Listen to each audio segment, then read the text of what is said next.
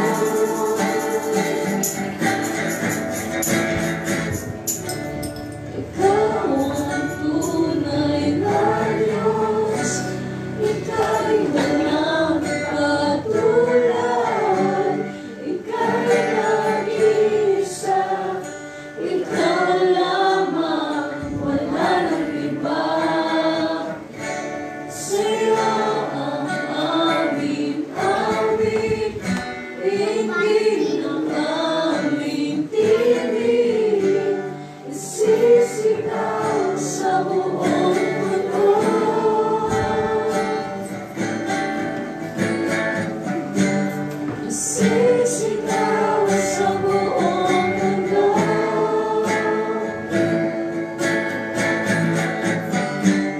Sisigawan sa buong mundo. Ang dakilaan mo. Praise God.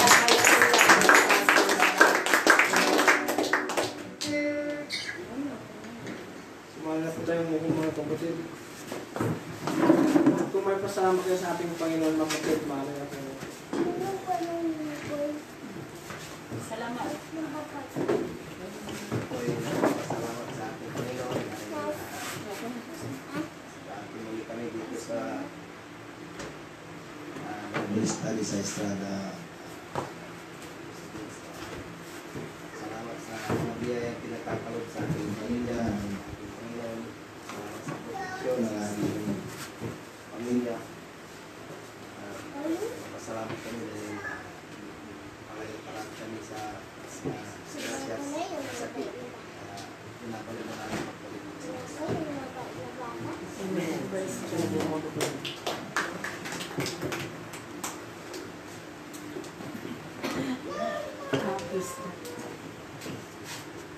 Hello, nagpapasalamat din ako sa Panginoon dahil tunay nga na ang ating mga panalangin ay dinidinig ng ating Panginoon. At tulad na lamang na nag-away yung kapatid ko at saka yung asawa niya, si Don at saka si asawa niya, no? Si Bibi, iniwanan niya si Don, umuwi siya sa Karamyong, dala-dala niya lahat yung mga gamit na at saka yung mga anak niya. So sabi ni Don, sunduin natin, sabi niya. Kasi sabi ni Bibi, kahit sino pa daw yung dali niya doon na susundo sa kanya, ayaw na daw bumalik. O, di pununtahan namin siya. Pinipilit ko talaga na sasama siya, talagang matigas, ayaw niya. So, binuhat ni doon yung gamit nila, ilagay sa tricycle, ibinalik na naman ang asawa niya. So, sabi ko, wala tayong nagagawa kasi mainit pa ang ulo niya, dalhin natin sa panalangin, uuwi-uwi yan, sabi ko. Tapos, totoo nga na, pinag-pray ko siya, after 4 days, bumalik siya, sabi niya, babalik na kami, sabi niya, kasi yung mga bata, di nakakapasok, malayo, sabi niya. So, salamat sa Panginoon dahil dininig ng Panginoon kagad yung panalangin. Amen. To God be all the glory. Amen. Amen mga kapatid, sila po mga kapatid.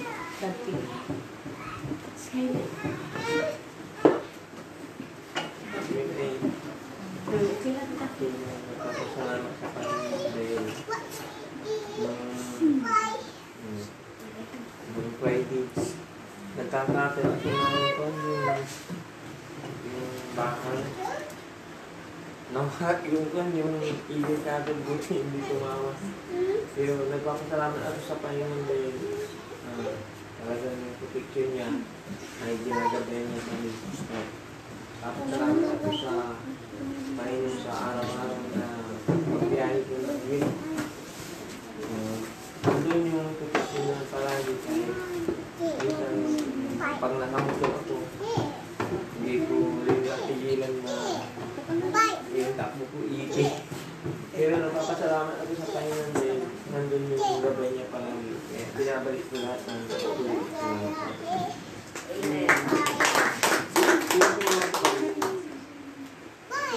Praise God. Pupunin ko din ang pagkakataon tunay mga kapatid na ang Diyos ay manggagamot mga kapatid. Praise God. Dahil last week, hindi ko alam kung ano po yung pakiramdam ko mga kapatid na hindi ako makalingon, hindi ako makakita sa taas, hindi ako makayuko mga kapatid. At salamat sa ating Panginoon dahil yung 5 days na yon mga kapatid, naroon po yung gabay at patnubay ng ating Panginoon. Dahil sa panalangin mga kapatid, nung 3 days, salamat sa ating Panginoon dahil dinilig niya mga kapatid ang panalangin mga kapatid. Praise God. Dahil tunay na ang Diyos ay napakabuti mga kapatid. Praise God. At ating ibinabalik ang lahat ng papuri sa ating Panginoon. Amen. Sila po mga kapatid. Amen. Kung wala lang mga kapatid, kukunin ko ang pagkasalamat sa ating Panginoon mga kapatid sa guidance and blessings na binibigay ng ating Panginoon. At nagpapasalamat din ako mga kapatid sa araw-araw na ginagawa na milagro mga kapatid. Yun ang mga kapatid pinapalik ko sa ating Panginoon mga kapatid. At maaari lang po tayong tumayo mga kapatid. At handa pa natin ang ating Panginoon mga kapatid. Amen. Kung handa na tayo tinatawag.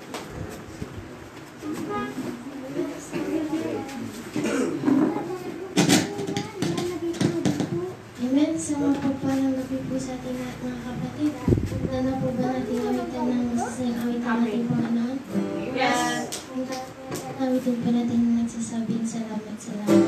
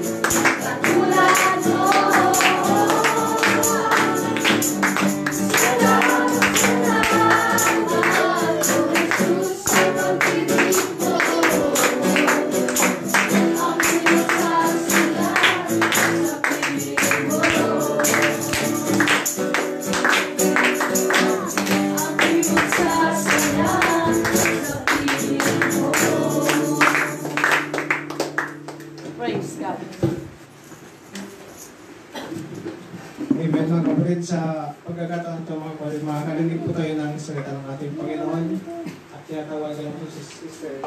Sabihin po natin mga kapatid, God bless you, Sister. God bless you, Sister. So, manatili po tayong nakatayo.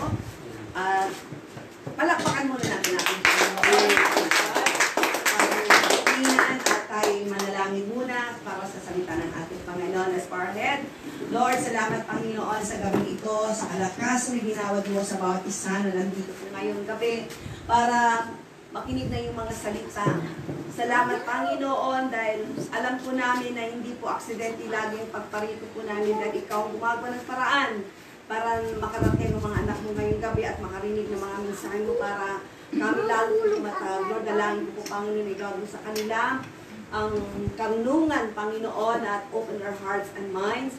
And bigyan mo rin po ako, Panginoon, ng wisdom, Lord, na kailangan ko, Panginoon. Lord, help me, my God. Kung ano mong pangkalooban mo, Lord, yun ang aking maiparating sa kanila. Lord, use me for your glory once more. One more time, Lord. Help us, my God, na kumilos ka sa aming gitna dahil we want you in our midst, my God. Kung walang presensya mo sa amin, walang kwenta aming pag-aaral, walang kwenta aming pag-ibig. Lord, we need you right now in our midst. Lord, itong dalangin po namin, Panginoon, sa iyong makapangyarihan pangalan, Jesus, and we say amen. Amen. Okay? So bago pa tayo umupo, let's open our Bible sa 1 Peter chapter 1, verse 18 to 19. Sa English, pakibasa. And then, basahin din natin ito sa Tagalog. 1 Peter chapter 1 to 18 to 19. Sino nakasumpong?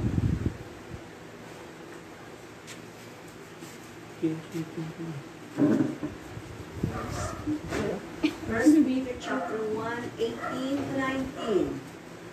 18. English muna. Okay. Praise the Lord. 1 Peter chapter 1, verse 18 to 19. For as much as ye know that ye were not redeemed with corruptible things, as silver and gold, from your vain conversation received by tradition from your fathers, but with the precious blood of Christ, as of a lamb, without blemish and without spot. Tagalog. Na inyong malalamang kayo tinubos, hindi ng mga bagay na nangangasisira ng pilak rito mula sa inyong walang kabuluhang paraan ng pamumuhay, na ibinamana sa inyo ng inyong mga magulang. Verse 19, kundi ang mahalagang dugo gaya ng sa maberong walang kapintasan at walang dumis, sa makatuwid bagay ang dugo. Amen. So, you may be seated. Okay. So, ang pamagat ng ating pag-aaralan po ngayong gabi.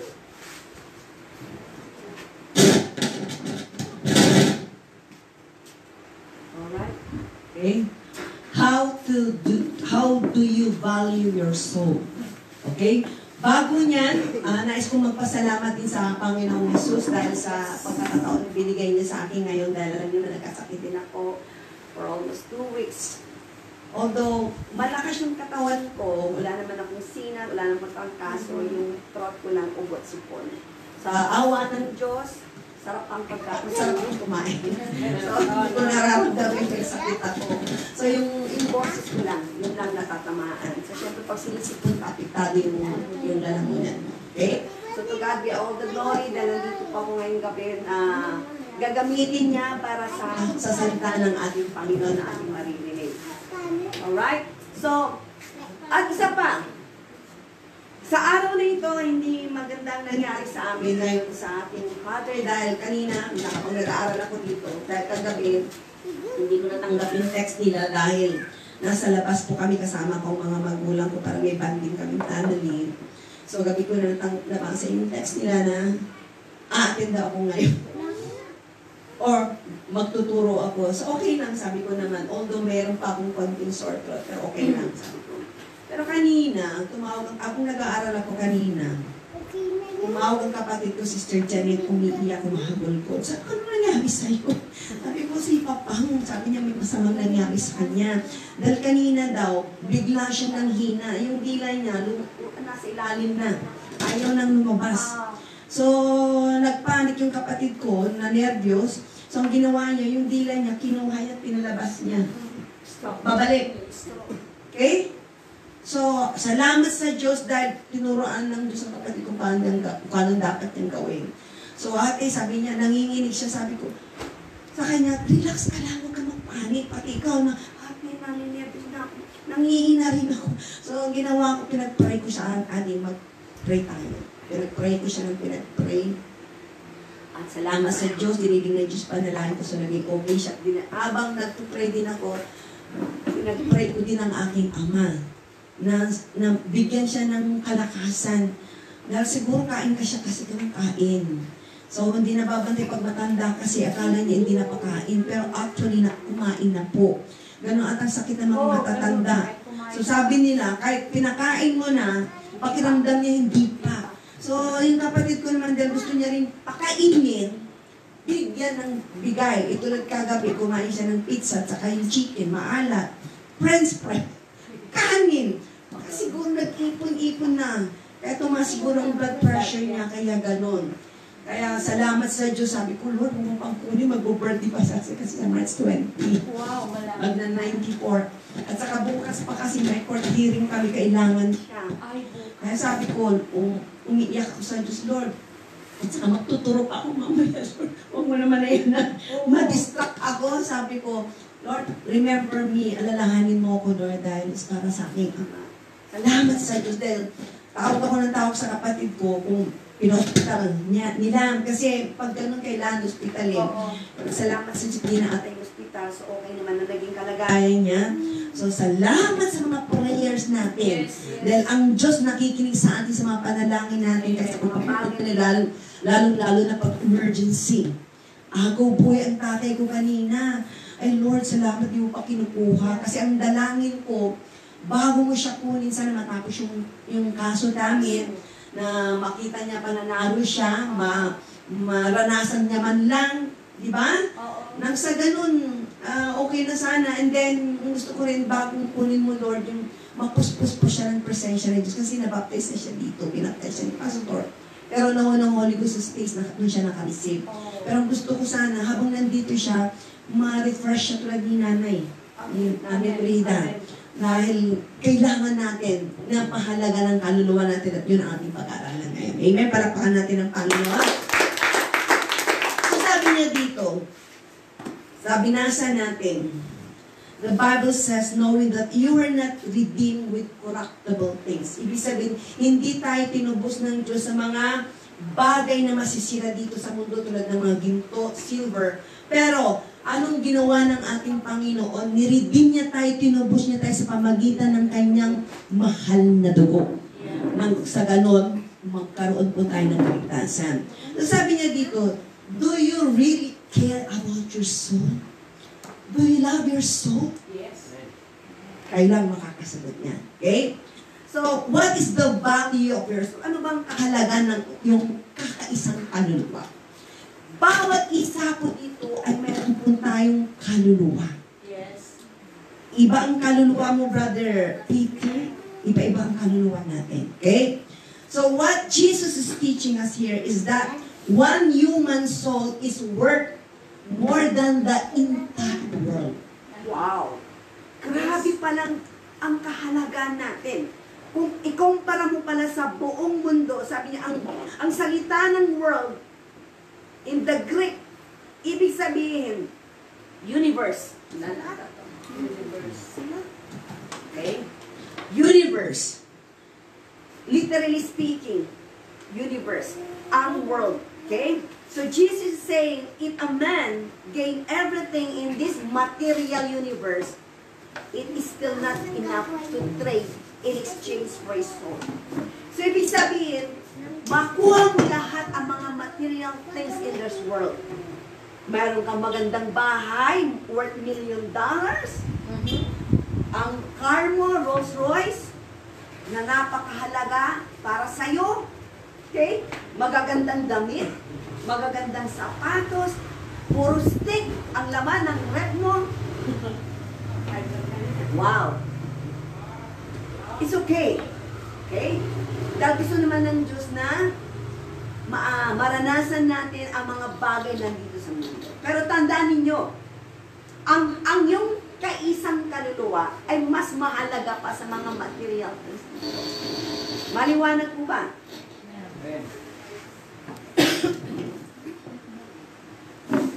Okay na? Okay. So sabi niya, your soul is worth more than all of creation. Yung nilikha ng Diyos dito sa mundong ito, di ba marami kang makikita mga magagandang building, mas mahalaga ka pa sa Kanya. Amen. sa mga bagay dito sa mundo ito. Sabi ni James Packet says that your soul is your conscious personal self. Tuloy niyo ang sarili niya, ako yun. Ako yun. It's me. Sabi niya, your soul is the identity that makes you who you really are. So, ang kaluluwa mo, Sister Virgie, identity mo yan. Amen. For example, ang identity mo, lagi ka nakangiti, bumisnis ka. Ayan. So, ikaw lang yon. Walang pwedeng makakopya. Right. Kasi pag kinopya kita, peke ako. Peke kayo. Hindi ako Yes. original. Yes. Ikaw lang yon. So, identity mo yon. Amen po ba? Okay, ano ba yan? Alright? Okay. And then, sabi niya, your soul, meron po siyang feelings. Ha? So, yung brain natin, remember, konektado po yung body and soul mo. Okay? So, yung soul mo, meron yung conviction. Yes. Okay? Ano pa? Meron siyang desire. Affection, ibig sabihin, marunong magmahal yung kaluluwa mo. Okay? And then, it makes decision. Ikaw lang makakapag-desisyon yan. Alam mo kung ano yung tama at mali. And then, you involve your will. Kung anong kalooban mo, kaluluwa mo yon. Okay? Your soul is the part of you that has emotion like love. Marunong magmahal, marunong din masaktan ito, marunong din matakot. Nagkakasakit din itong kaluluwa natin. Okay? So, ang kaluluwa mo may conviction, ikaw yan. So, kaya lang, kung minsan, itong katawan natin, itong physical body natin, mas ini-emphasis natin, more emphasis ang ating katawan kaysa yung soul. Remember, kung ang body, mayroong appetite sa pagkain, lalong-lalo na, ang kaluluwa mo may appetite din. Yes. Amen po ba? Yes. Okay? Kaya lang nangyayari kung minsan, mas pinapabura natin ang physical natin. Amen po ba? Amen. Oh, yes, yes. Kasi, amen. Amen. Bakit? Kasi doon tayo nasanay. Hindi tayo sanay sa mga spiritual things. Mas pinapapuran natin ang physical natin. Inaayos natin mabuti ito, tinutuprasan natin, pinapaliguan natin, pinapakain mo ng ilang beses, mayroon pang snacks, di ba, ante? Natatakot ka kasi hindi ka kumain. Kasi baka mangyayayat ka. Minsan nakakalimutan natin mag-diet kasi sarap na kumain na talaga. Lalo na Brother Peter, kung bagong sahod ka, bumili ka ng crab o kaya steak. Wow! Di ba sarap? It's normal lang yun, okay lang yun. Kaya lang, ang ayaw lang ng Diyos ay mapabayaan mo yung soul ng appetite mo. Anong appetite ng soul mo? Wala nang iba kundi ang salita ng Diyos. Remember, ang ating soul, naglulong din yan sa Diyos. Meron siyang hunger. May panahon na kuminsan sa gabi hindi ka makatulog. Hindi mo alam bakit. May time na bigla ka na napapanganga. Kasi hindi ka makapag-isip. Kasi instinct, may binigay ng Diyos sa atin ng instinct na ang kaluluwa natin ay design ito na mag-worship sa Diyos. Yun ang unang dissension ng Diyos sa atin. Diba sina Adam and Eve, remember? Yeah. Diba? Ang disenyo ng Diyos noon sa kanila is to worship God. Yeah. Kaya lang dahil sa kasalanan, nawala yung desire. Nawala yung eagerness nila, yung hunger nila sa Diyos. Dahil sa kasalanan. Maraming dinamay ang kasalanan. Pati yung hunger mo sa Diyos natanggal. Yung longing mo sa Diyos nawala. Anong napalitan? Yung physical, carnal natin ng pag-iisip. Yun ang masakit sa harap ng Diyos. Kaya nga sabi ng Diyos, kailangan mong pahalagan mo ang kaluluwa natin. Dahil ang kaluluwa natin, wala nang iba yung tao dyan sa loob mo. Okay? Alright. So sabi niya, down deep inside, every person's heart is a cry for something. Umiiyak din yan. Diba? Pag minsan, pag nalulungkot ka, may time na bigla ka na lang umiiyak. Hindi ka napapansin mo. Yes. Kasi deep inside of you, you have a longing. Yun ang gusto ng Diyos na i-renew. Na magiging i-activate mo ulit. Kasi kung minsan, dahil sa problema na ating naharap everyday, nawawala yung longing mo sa Diyos. Nagtitake over yung problema mo. Naunahan ka ng mga bagay na dapat sana ang mga spiritual things yun ang dapat manguna sa buhay natin. Amen? At sa mga magulang, ano ba nangunguna?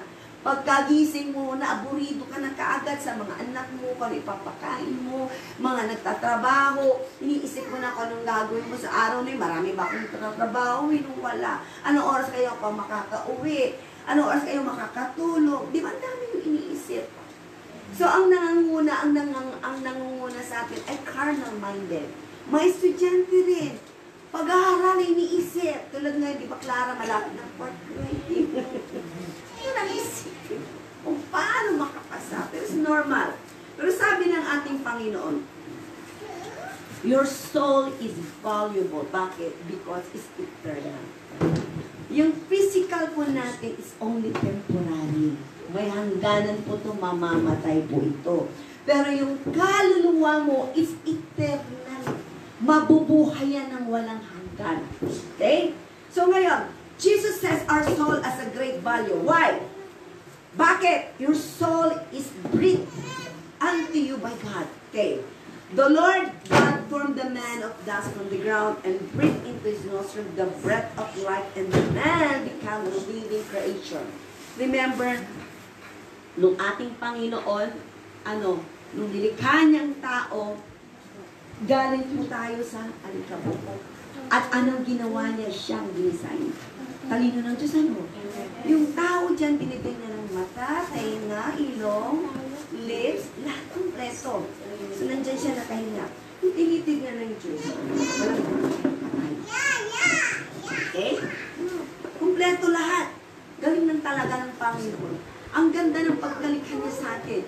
Dahil alam niya lahat kung anong purpose ng mata. Bakit nilagyan ka ng mata, sister? Para makakita. Bakit meron kang tainga? Para makarinig ng word of God. Wow. Bakit binigyan ka ng kamay? Para makapagtrabaho. Brother Walter. Alam, wala kang kamay. Para makapagtrabaho. Diba? Binigyan tayo ng paa para makalakad. Para hindi tayo aasa sa Diyos na, Lord, kunin mo nga yan kasi hindi ako makalakad. Wala tayong excuse. So, ang ganda ng pagka-design ng Diyos sa atin. Kaya lang, nung ginawa niyang tao, nag-create niya mula sa alikabok, walang buhay. Anong ginawa ng Diyos? Anong ginawa ng ating Panginoon? He breathed into his nostril. Binigyan niya ng buhay dito sa ilong. Kaya mahingin yung ilong niyo. Diyan galing yung breath ng Diyos. Amen. Amen. Kaya kung pangumay niya, it's okay. Yes! I accept. Excuse me. Yeah. Totoo yan. Kaya bakit hindi ko maintindihan yung iba nagpaparitoke ng ilong. Remember, alam ng Diyos ko anong measure yung butas ng ilong natin. Huwag ibahin, huwag niya nang ibahin. Alright, so lahat yan may purpose kung bakit. Ibinigay ng Diyos yung buhay sa atin. Okay? And this makes Adam different from the body. Adam is a living soul. The soul is capable of knowing God, yung binigay ng Diyos, and enjoying God, and is capable din of seeing God. Alam ng Diyos yung ginawa niyang tao ay magkakasala. Pero, binigyan niya tayo ng choice. Kaya nga hindi niya tayo ginawang robot. Binigyan niya tayo ng freedom, will. Nang sa ganun, pagdating ng testing, it's up to us kung susunod ka sa Diyos. Hindi. Okay. So ngayong gabi, listen. Don't let the word of God na mawala ito. Kasi, you cannot mandate God if you don't obey Him. Yes. Hindi mo siya pwedeng utus-utusan ang Diyos kung hindi mo naman siya sinusunod. Importante ang obedience natin. Ang salita ng Diyos, kung sundin mo ito, there's a power. Nagta-transform ka, nag-change ka. At doon mo makikita kung gaano kahalaga ang ang iyong kaluluwa. Okay. So, ibig sabihin, ang kaluluwa mo, pwedeng gumawa ng tama at pwede rin magkasala. Kaya importante ang salita ng Diyos. Once you heard it, ilagay mo sa puso mo at ipag-pray mo, Lord, help me. Kung paano ko ba sundin ko? Paano ko ba pahalaga ng aking kaluluwa? Okay? Number 2, your soul is the soul of all your achievement. The body apart from the spirit is dead, at mababasa natin yan sa James 2:26. Think about everything that is important in your life and you will say, yes, that came from soul. Tulad ng music, brother. Habang tumutugtog ka, sinasabay mo ang soul ng kaluluwa.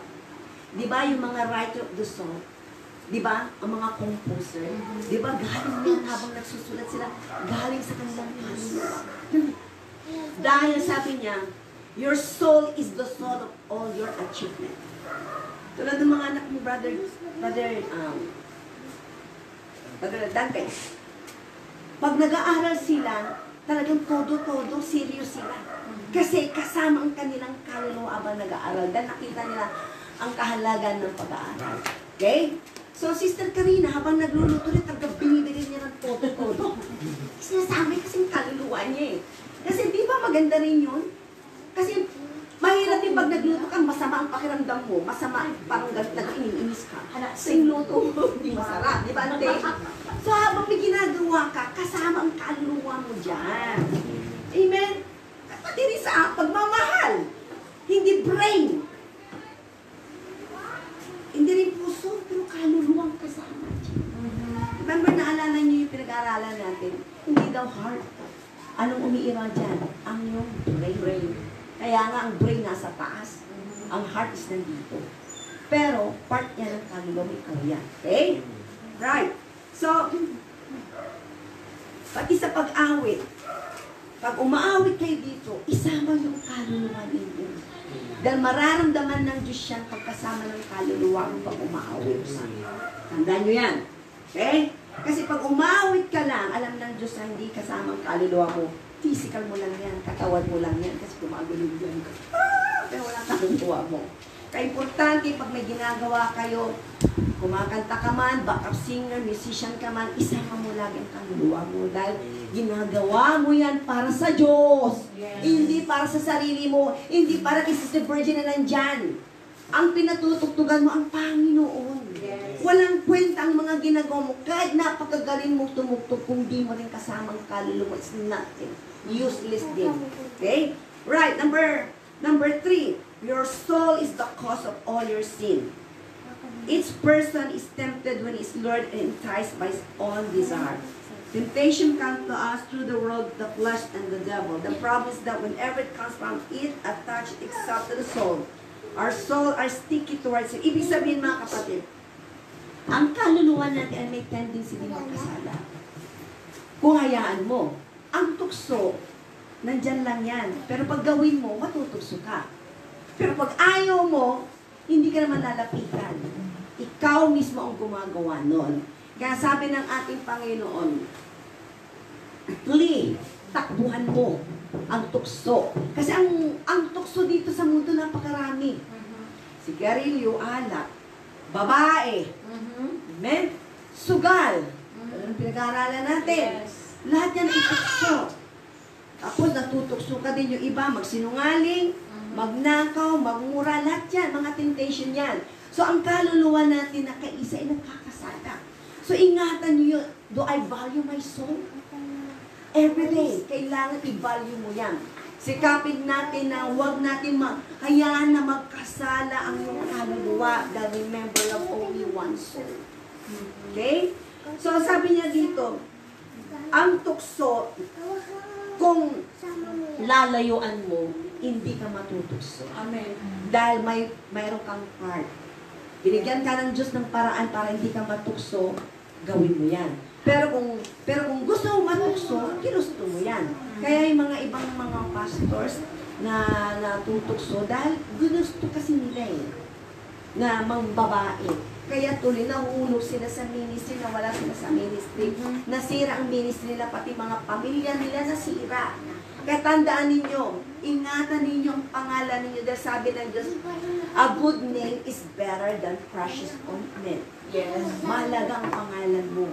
Lalong-lalo na ang identity mo ay ikaw anak ng Diyos. Pahalagan mo yan. Iisa lang ang kaluluwa natin. Pero, ingatan mo. Kasi ang kaluluwa natin, itong tao dyan sa loob is me. Magkakasala na yan. Pero ang Diyos, God desires us na magiging katulad siya. Na magiging malinis. Although, hindi naman niya hinahanapan tayo na maging perfecto tayo kaagad. No. Ang gusto lang ng Diyos, makita yung desire mo, willingness na magbago. Mag-repent ka lang, yun ang hiningi ng Diyos. Pag nakikita mo ang sarili mo sa pamagitan ng kanyang salita, ay, nakasala pala ako doon. Hingin ka ng tawad. Surrender mo ang sarili mo dahil ang Diyos naman mapagpatawad. Okay, number 4. Your soul will last forever.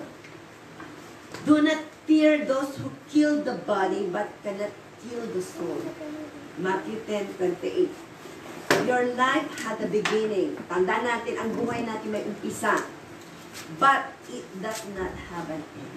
Ibig sabihin, pag namatay itong physical natin, ang kaluluwa natin mayroong pang ending.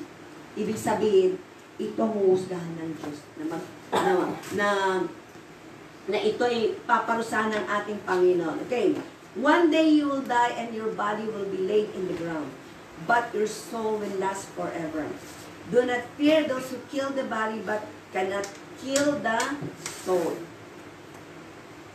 So ang kaluluwa mo ay immortal pagdating ng Panginoon. It has a beginning but it has no end.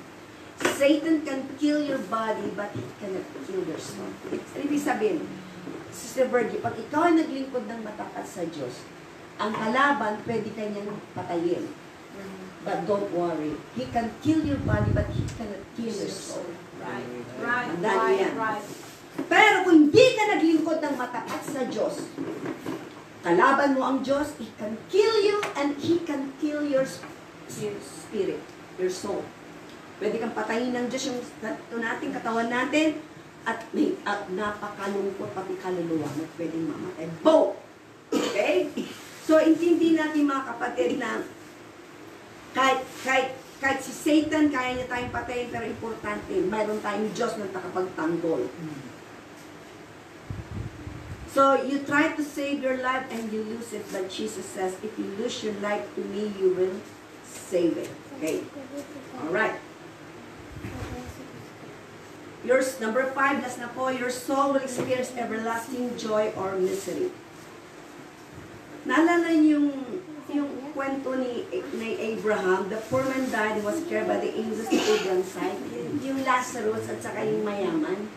Okay? The rich man also died and was buried in Hades. Being in torment, he lifted up his eyes and saw Abraham far off and Lazarus at his side. Mababasa niyo po yan sa Luke 16, chapter 20-23. So, ang kwento po nito, sabi ng ating Panginoon, tells the story of 2 men who died. One of them was carried to Abraham's side. Yung isa, then naglingkod sa Diyos, yung mahirap na si Lazarus. Sabi dito, sa kwento na ito, dinala ni Abraham sa kanyang tabi. Okay? At yung isa naman, na mayaman. Yung isa mahirap lang yun. Okay? Yung isa mayaman.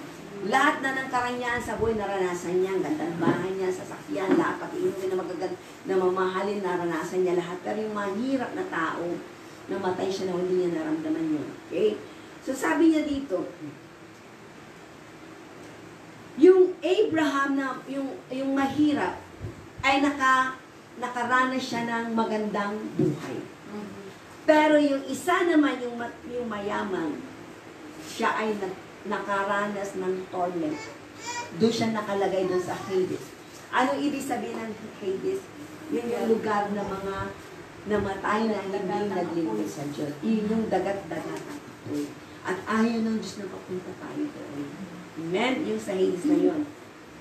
Excuse me. Okay, the point here is very simple. Pag namatay ang isang tao, mga kapatid, ang iyong kaluluwa ito ay aalis.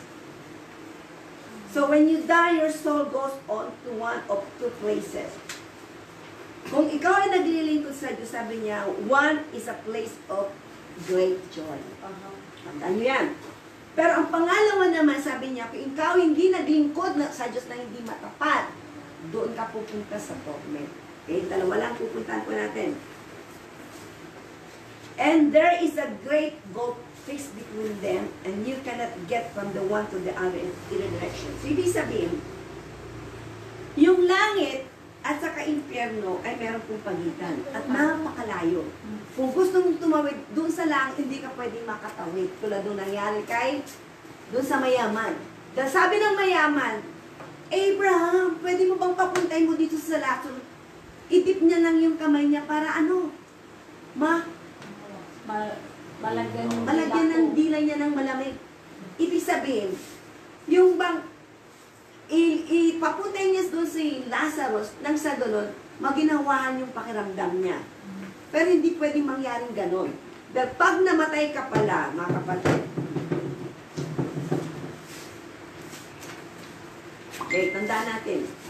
Pag namatay po ang isang tao, may nabasa kong article. Hospice ang trabaho niya. Ang hospice. Ang trabaho ng hospice, alam mo ang trabaho ng hospice system? Hospice? Sila yung pag malapit ka na mamatay. May injection sa'yo na, I think, merong i-inject dyan para madali yung buhay mo. Mamamatay ka na. Silent killer. Meron silang i-inject sa'yo. Yun ang trabaho ng hospice.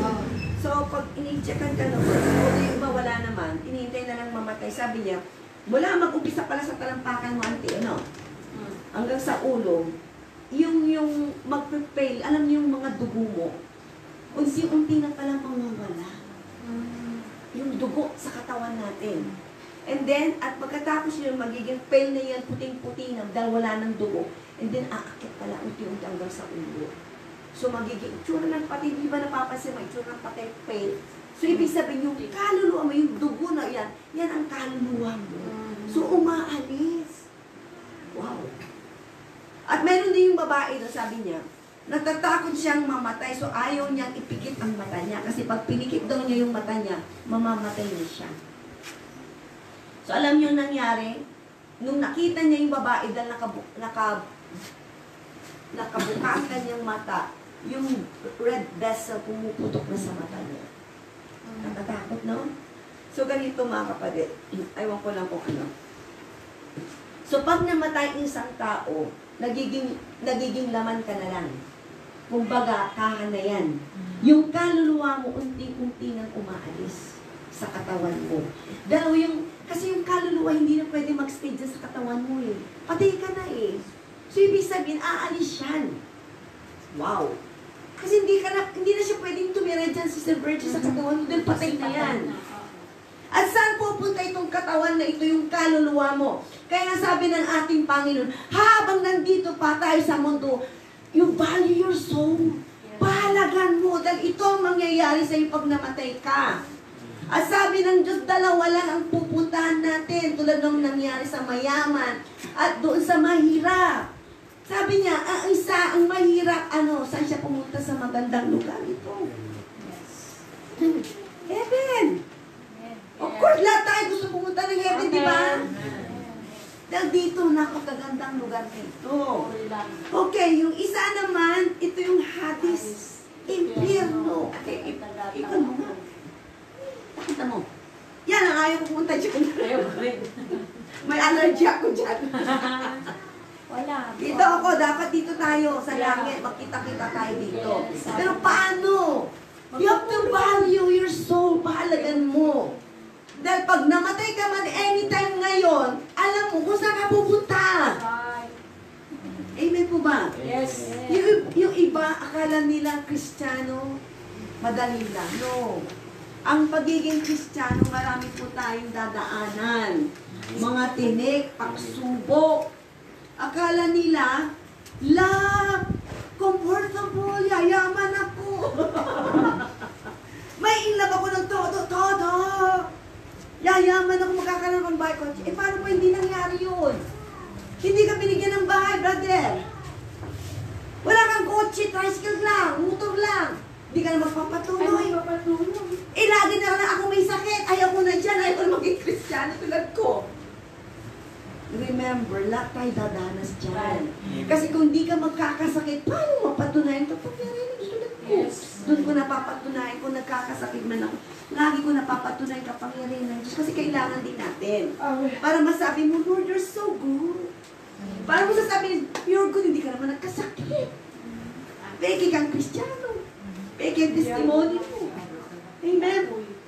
At kailangan din nating pahinga kasi ako din kasi salanan ko rin sa sobrang kong pag-aaral. Minsan nagpupuyat din ako. Mahirap mag-aaral. Mahirap magturo ng Word of God. Kasi you have to research, ipag-pray mo, panalangin mo ng mabuti, pinagpapasting ng tuwing ko, habang ako nagtuturo. I don't teach if I don't fast. Ayaw ko magturo pag di ko pinagpasting, hindi ko pinagpray. Mahalagang kaluluwa ninyo, ako mananagutan. Ako magkakasala sa Diyos kung di ko tinuro sa inyo. Kung tinago ko, akong binagyan ng talento, tapos hindi ko ibigay sa inyo, i-share. Parang sana akong Diyos. Gusto ko rin makapunta ng langit.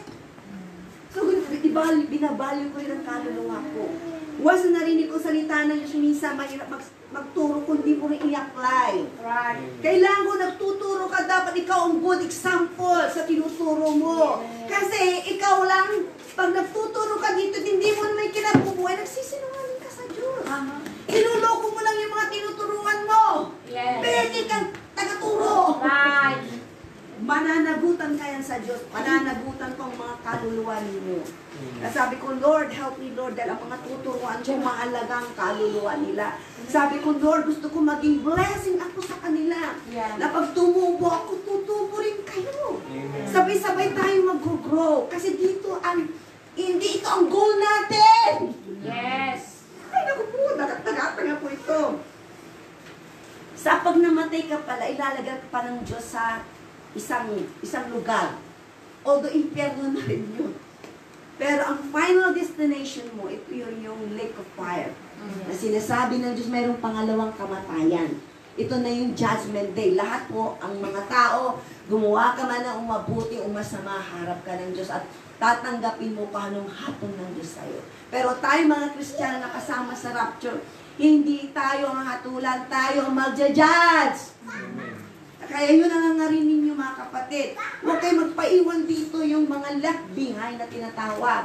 Dahil pag ikaw naiwang Kristiyano, kawawa ka. Kawawang-kawawa ka. Dahil sabi ng Diyos, yung igagawad ng Diyos ng kaparusahan dito sa mundo ay hindi pa nangyayari noon. Ngayon pa lang mangyayari. Grabe daw ang parusa ng Diyos igagawad sa lahat ng taong delikado. Gusto ba maranasan yun?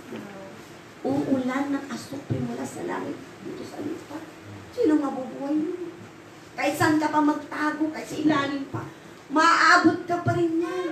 Pag panasabog ang nuclear weapon, lahat ng tao mamamatay. Yung radiation na ng nuclear power, mamamatay ka. Maagnas ang katawan mo. Walang mabubuhay. Yun hindi alam ng tao. Kaya gusto ng Diyos habang nandito pa tayo, you value your soul. Dahil ayaw ng Diyos na dito ka pupunta. Nais ng Diyos na kahit marami tayong pagsubok, it's okay. Mag-pray ka lang, humingi ka lang tulong sa ating Panginoon dahil di naman na tayo pababayaan. Don't play games anymore. Remember, Jesus is coming soon. 2024 na. Pahalaga natin kaluluwa natin. Kung mayroong ganitong pagsisipon, pagtitipon, attend! Kung may sakit ka, hindi talaga pwede, it's okay. Dahil hindi naman pwede mahawaan mong kapatiran. Kailangan mong magstay sa bahay para magpahinga. Tulad ko, hindi ako pwede pumunta sa church, kailangan ko magpahinga, baka mawaan ko kayo. Lahat na tayo. Diba? So, use your wisdom, use your brain. Naintindihan naman ang ating Panginoon. Pero kung kaya mo, papunta ka sa church. Magpakabusog ka ng salita ng Diyos. You have appetite. Remember, your soul have an appetite. Huwag na yung puro katawan mong mayroong appetite. Mag-appetite. Kasi ang kaluluwa natin, hindi natin kasi pinapansin kung minsan, you ignore it once in a while. Kasi kung minsan may time na naglulong yan, pero you ignore it. May time na mag-pray ka, sabi ng Diyos, ay Lord, boring eh. Naantok pa ako eh. Mayroon pagdasal. Lord, tama na ba yung 5 minutes? Kulang. Diba? Kung nagpapainit ka nga ng mainit na tubig, kailangan ganun ba? Hindi, hintay mo pa, di ba? Pag nagpiprito ka ba, Sister Sally, 1 minute, luto na? Hindi. May proseso. Ganun din sa prayer. Painitin mo naman yung tuhod mo. At huwag kang mabilis na tumayo. Lord, tama ba yung panalangin ko? Hindi, i-follow up nyo. Kaya alam nyo kaya hindi sinasagot ng Diyos yung prayer nyo. Kasi isang buwan lang, wala, nakalimutan. Hindi nila pinalo ka. Di ba, Brother Peter? Di ba sa trabaho mo, may mga proseso din dyan, kailangan i-follow up. Kasi kung hindi ka na, alam mo, tulad ng ilaw namin, kung hindi kita pinalo up, hindi mo rin gagawin. Totoo, i-follow up kita. Nang sa ipaalala kita na yung bahay ko kailangan ng kuryente, kung din sa Diyos. Kasi kayo, hindi nyo pinapalo up, Lord, kumusta na kayo? Dapat i-follow up, i-remind nyo ang Diyos. Kung alam naman niyo yung hinihingi natin, i-remind ninyo. Di ba, Sister Virgin, maganda yun? Yes. Dahil i-remind tayo, Yes. i-remind mo ang Diyos. Kasi gusto niya na lagi tayong naglalambing. Right. Di ba? Yes. So, ganun din sa kaluluwa natin. Kailangan mong i-remind din ang Diyos, Lord, tulungan mo ang kaluluwa ko na maligtas. Lord, tulungan mo ako. Paano ba kita mapapasaya? Paano ko ba maibalyo ang kaluluwa ko dahil isa lang ang kating kaluluwa? Pagpalakpakan natin ng Panginoon. Mga kapatid, you have a soul can be saved and it can be lost anytime. So, akala natin, Kristiyano ka na, may Holy Ghost ka na, you're saved. No, not yet. May proseso. Okay? Sabi ng Diyos, sila na nagpapatuloy ng katapusan na matapat, yun ay maliligtas. Dahil sabi ng ating Panginoon, do you see now why your soul is so valuable? Why does God place such a value on your soul? Each soul is irreplaceable because you are uniquely created. Ibig sabihin irreplaceable, hindi mo pwedeng palitan, Sister Stephanie. Ikaw lang yun. Dahil sabi niya kasi sa Psalms 139, for you formed my inward parts, you wove me in my mother's womb, and in you, your book were written the days that were ordained for me. Ibig sabihin, think about that. Out of the billions of people who have been born, no two have the same DNA. Ibig sabihin, Sister Virgie, ibang DNA mo sa akin. Ay, yes, of course. Iba ka. Ibig sabihin, when soul is lost, it's replaceable. Kung nawalang kaluluwa mo, anak, hindi na makakalimutan. Ikaw ganun kaluluwa mo. Kung sarili-sarili tayo, we are unique. Amen, right? Iba-iba ang DNA natin. Yeah. Okay? So, sabi niya mga kapatid, God values our soul because He loves us so much. And God is not willing that any should perish, but them should come to repentance. So, nung pinag-aralan natin kanina, binasa natin yung verse, hindi tayo tinubos ng Diyos sa pamagitan ng mga gold is silver. Tinubos niya tayo sa pamagitan ng kanyang dugo. So, palakpakan natin ang Panginoon mga kapatid. So, remember, kung nagkasala ka, repent. Surrender yourself, be humble lagi. And then make a total commitment sa ating Panginoon. And then dahil sabi ng ating Panginoon, pagkatapos mo mamamatay, kung di ka naglilingkod sa Diyos ng matapat, there's no more chance. Yung mga namamatay na nakikita natin na hindi naglilingkod sa Diyos, kawawa. Manaramdaman mo talagang kawawa sila. Kaya alam niyo mga kapatid, lagi ko inuubos sa sumiiyak, Lord, may mga pamilya kayo na pumiligtas. Lord, bago mo sila pumiligtas, Lord, iligtas mo naman sila, hindi lang kami. Dahil kawawa sila. Remember, ang impyerno, pag doon ka nakarating, eternal. Wala nang, hindi ka na makakabalik. Wala nang exit doon. Tulad ng pintuan mo, sister, may labasan doon, wala na. Pag nakapasok ka doon sa impyerno, hindi ka na makakalabas, stuck ka na doon. Hindi na maririnig yung ingay mo dito sa loob. Lord, tulungan mo ako, bigyan mo pa ako ng siya, nagsisisi na ako. Magsisimba na ako, Lord, makikinig na ako, magpapabaptize na ako. Lord, yung Holy Ghost, iingatan ko ng kaluluwa ko. Tuloy, nandun ka na eh. Sister, baka pwede pag-pray. Wala na! Hindi mo pwede pag-pray.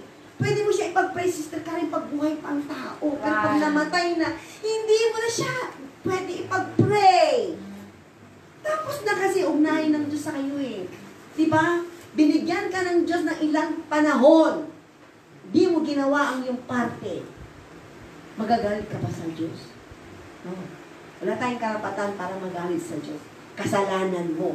Kasi, pabanjing-banjing ka pa kasi. Hindi ka naging seryoso sa paglilingkod mo sa Diyos. Pag sinabi ng Diyos magpabaptize ka, para sa kasalanan mo, gawin mo. Para mahugasan ng kasalanan kasalanan mo dahil hindi ka pwedeng pumasok sa langit na may kasalanan ka. Yes. God is holy, banal ang Diyos. Pag pumasok ka ngayon at makasalanan ka, sigurado mamamatay ka. In a twinkling, mamamatay ka. Kaya habang nandito pa tayo, may chance pa tayo, dito na tayo magsisi. Huwag ka magsisi dun sa impyerno, wala na, it's too late. Wala na pong chance. Ang lahat ng chance po natin ay nandito habang buhay ka pa. Yes. Palakpakan natin ang Amen. Panginoon. So the only valuable possession anyone will have when they live this life is their soul. Yun lang ang pinakamahalagang value mo. Possession mo lang ng iba yung kaluluwa natin. Palagan mo. Palagan mo, kapatid. Amen! Amen. Habang nandyan ka, nakaupo ka, ayahan mo ang Diyos kumausap sa iyo. Pakinggan nyo kasi napakalaga to. Sayang, wala yung mga iba. Amen. Paano mo pahalagan? Diligan mo ng prayer? Diligan mo ng pagsamba sa Diyos? Right. Diligan mo ng fasting? Yes. Diligan mo nga ng mga gawain sa Panginoon? Maging mabait ka. Right. Pakita mo ang kabutihan mo. Kung hindi ka man pinayari, it's okay. Ang Diyos magbabayad Amen. sa'yo. Amen. Kung hindi pinansin yung kabutihan mo, hindi ako pinapansin sa Diyos, kahit na ganito lang, it's okay. Yes. May Diyos na nakakita. Amen. Kung hindi ka nakita nagwalis, nakita ka ng Diyos nagwalis. Amen. Kung nagbigay ka ng piso, it's okay. Kung ilang pera mo, lahat sa Right. hindi palaki yan ang bigay. Amen. Importante yung attitude mo pa sa pagbibigay. Importante tumutulong ka, may kamay ka, di ba? O, erase your hands ka. Anong pwedeng gawin niya ng kaluluwa ko? Marami. Tuhod, mag-pray ka. Amen? Ano ba? Magdasal ka. Yun ang ibigay mo. Remember, kailangan natin magpagalingan sa isa't isa dahil kailangan natin. Sapat! Sinning. Alam niyo ba mga kapatid, hindi niyo ba napapansin pa nag-pray kayo? Ano yung usually prayer mo, Brother Dante? Habang nandito pa ka sa mundo. Anong prayer mo? Malayo sa tukso. Yung pag-ibig yung puso. Okay, Brother Peter, ano yung prayer mo? Para sa alam mo, pinakamahalaga. Hindi, yung mga anak ko na maging masigasig sila sa gawain sa church. Okay? Saka tuwing magsasamba kami ay parati kami busbos ng Essential. Ganda yan. Brother John, John J., anong prayer mo? Spiritual strength. Okay, ito ang kulang sa atin sa panalangin. Maganda yan, mga prayer ninyo. Pero bakit meron tayong isang kulang na panalangin? I-pray ninyo sa Diyos how to live a holy life. Kasi remember, without holiness, you cannot see God. Yun ang kulang natin. At kung matagal ka ng Kristiyano, kailangan natin spiritual strength. Pero strength lang yun. What if kung nasa labas ka na? Nasaan yung holiness mo? Ang holiness hindi lang po sa damit, sa buhok. Kundi the way you act, the way you think, the way you say. Amen? Lahat yung buong katawan natin. Kailangan natin yun ay panalangin natin mabuti. Lord, help me to live a holy life. Remember, without holiness, you cannot see God. Importante yun. So, pag yun ay hiningi mo, kasama na lahat yung mga spiritual strength mo, magiging mabait ka, magiging faithful ka. Amen? So, number one, tulungan mo po, Lord, na mag-please kita mamuhay ng kaaya-aya. Maging kabanal, katulad mo. Kasi remember, our God is holy. Hindi ka pwedeng pumasok sa langit kung wala kang kabanalan. So, let's pray to God to live a holy life. To be a Christian, Christ-like, na magiging katulad ni Kristo na banal. O, palakpakan natin ang Panginoon. Meron ba tayo natutunan? Amen. Amen. So, question. How do you value your soul, Sister Virgin? Oh, I will continue to serve the Lord. I will not be a sin. I will sin. I will be dead. Amen? Yeah. Obey God. Amen. O, Brother Dante, gusto ko lang marinig kung may natutunan kayo ngayon. Yung pahalagahan yung pamilya ko sa Panginoon. Amen? Gawin mo yung tama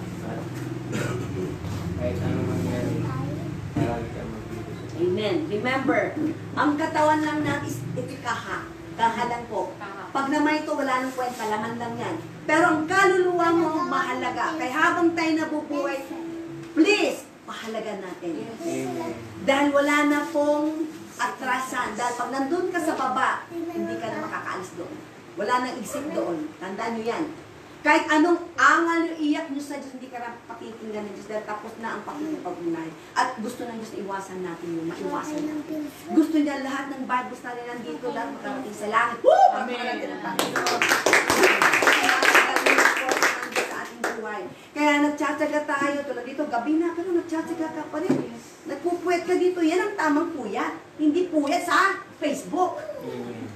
Ano yan? Oo. Ito yung oras na napakaganda. Napakahalaga. Bakit? Kasi ginamit mo ang oras mo sa Diyos. Hindi mo ginamit ang oras mo sa Facebook, sa TikTok, sa ano ba? KitKat, ano ba yan? TikTok, ano ba yan? Doon.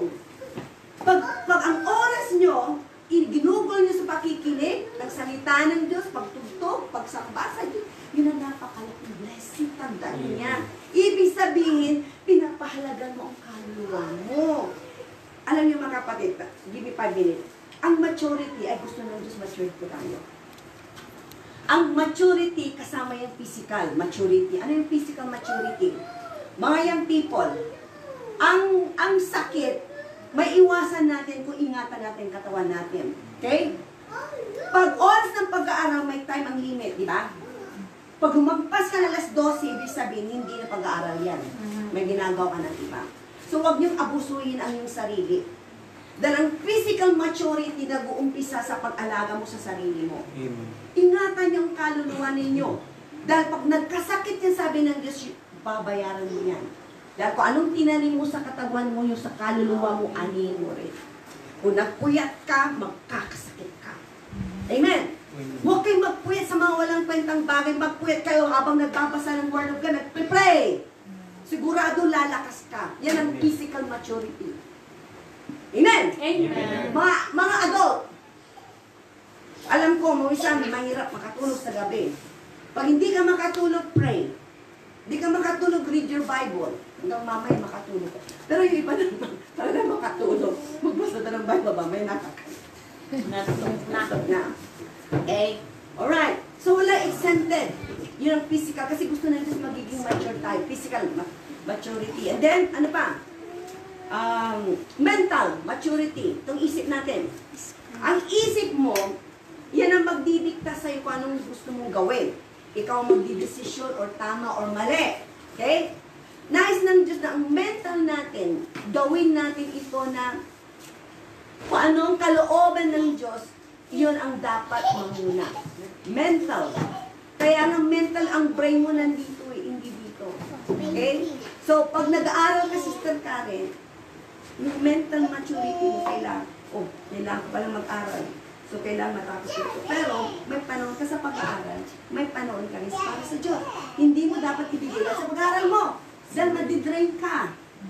Yun ang mental maturity. Pag hindi ka matured, ibig sabihin, i-aaksayin mo yung panahon mo sa ibang bagay. Emotional maturity. Ano yung emotional maturity? Lagi ako nasasaktan dyan sa church. Pinagagawa ko kay Brother Peter, hindi naman ginawa. Ang bang klase mo tao yan? Isang buwan ko lang sinasabi, nasasaktan ako. Diba? Sister Karina, pinapagawa ko yung pansit. Di masarap. Ang emotional, feeling mo yun. Yeah, Remember, faith is not a feeling. right. Faith is an action. Yes. Okay? So, kung lagi na lang emotional ka, tapos, Sister Karen, hindi ako ginawang sumido sa araw. Paano ko yun? Hindi ako pinatugtog, sabi ni Brother Peter. Sabi nila, yung tugtog ko daw, hindi maganda. So, nakakaroon ko pa yung emotional feeling. Ibig sabihin, yung gano'n na bagay, hindi pa kayo matured, ha? Huwag niyo hayaan na maapektuhan ang maturity mo. That's emotional. Pero kung gusto mong mature, tanggalin mo yan. Kahit hindi ako gamitin, kahit hindi ako tutugtog, it's okay. Lord, I love you. Yes. Yes. Ibig sabihin, pag yan ang attitude mo, naging maturity, non-emotional mo. Kasi lalo tayong mga babae, too much emotional tayo. Di ba? Madali kami mga babae, brother, madali kayong masaktan. Pero kay mga lalaki, wala kang tingin sa inyo.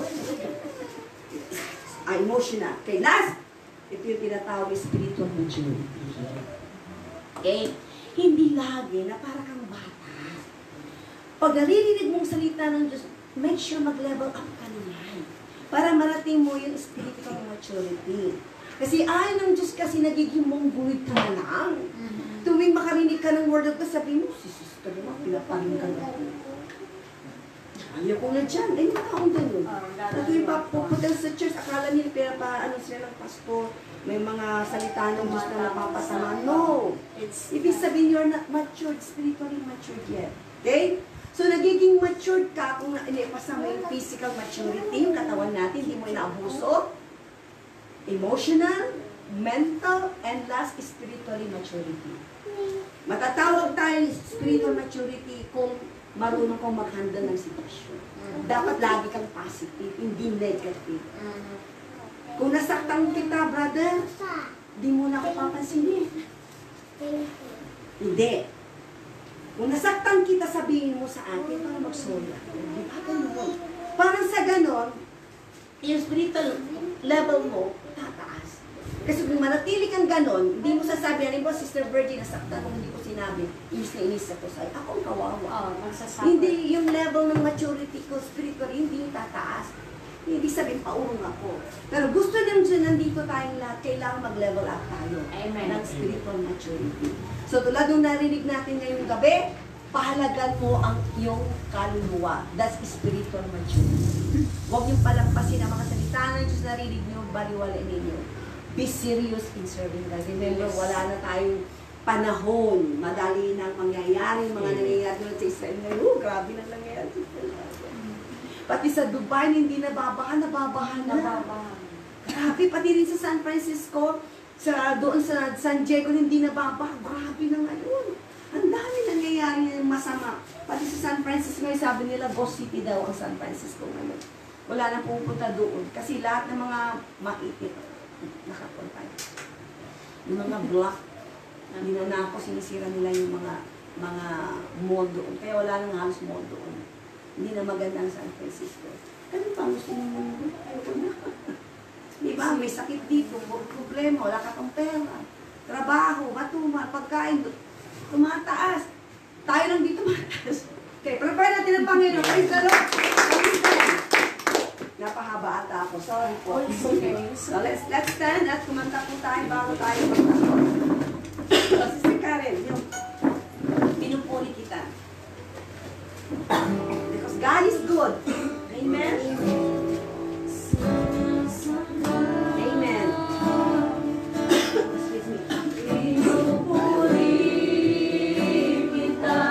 Let's thank the Lord. Sampayin mo natin ang Panginoon. Pasalamatan natin siya sa mga ginawa niya ngayong araw at sa mga salita yung narinig natin. Sinasamba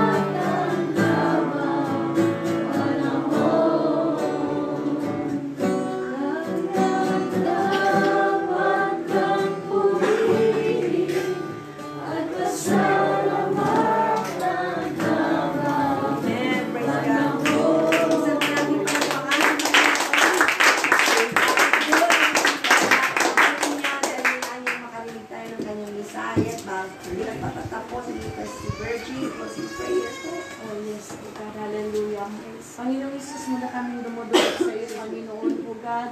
Kami po, Panginoon, O God, ay nagpapasalamat sa salita mo na napakinggan namin sa gabing ito, Panginoon, O God. Salamat, Panginoon, at pinapaalalahanan mo po kami na maging maingat kami, Panginoon, O God, sa aming paglilingkod sa iyo, Panginoon, O God, at higit sa lahat, ang valuable ng aming kaluluwa, Panginoon, ay dapat pangalagahan namin, Panginoon, O God.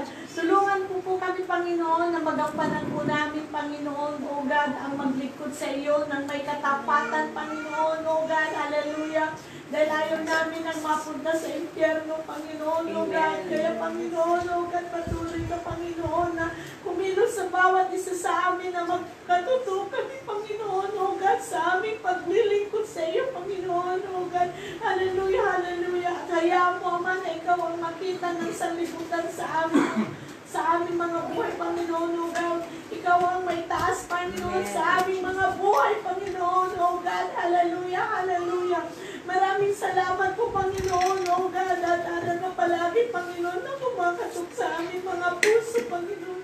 Pinapaalalahanan mo po kami palagi, Panginoon, O God. Hallelujah. Tulungan mo po kami na may apply namin ang iyong mga salita, Panginoon, O God. Ang may pagpapapumpapa, Panginoon, O God, sa aming mga puso, Panginoon, O God. Hallelujah, hallelujah. Maraming salamat po kay Sister Edeline, Panginoon, na patuloy niyo po na ginagamit, Panginoon, O God.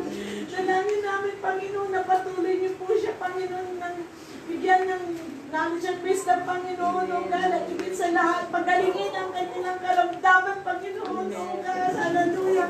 Salamat din po, Panginoon, O God, sa patuloy na ginagamit niyo sila, Panginoon, sa pagbibigay sa mga nangangailangan din po, Panginoon, O God, ganun din ang kanilang asawa.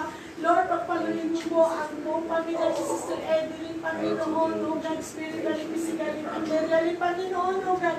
At higit sa lahat po, Panginoon, O God, dalangin namin na patuloy na kumilos ka, Panginoon, sa kanilang nilalakad na lupa, Panginoon, O God, nawa, Panginoon, magampanan ng ilang tagumpay, Panginoon, O God, hallelujah. Lord, maraming salamat at sa pagkain ng pagsasalwa namin sa gabi ito, Panginoon, O God. Basbasan mo, Panginoon, at gamitin mo na magbigay kalakasan sa aming pangangatawan, Panginoon, O God, at higit sa lahat sa aming pag-uwi, Panginoon, ingatan mo po ang bawat isa sa amin, Panginoon. Hayaan mo na makarating kami ng malwalhati sa aming mga bahay. Maraming salamat, Panginoon. Binabalik namin pa po. Amen. Palapakan natin ang Panginoon. At habang nag-iinit na ng pagkain, sit down. Any question?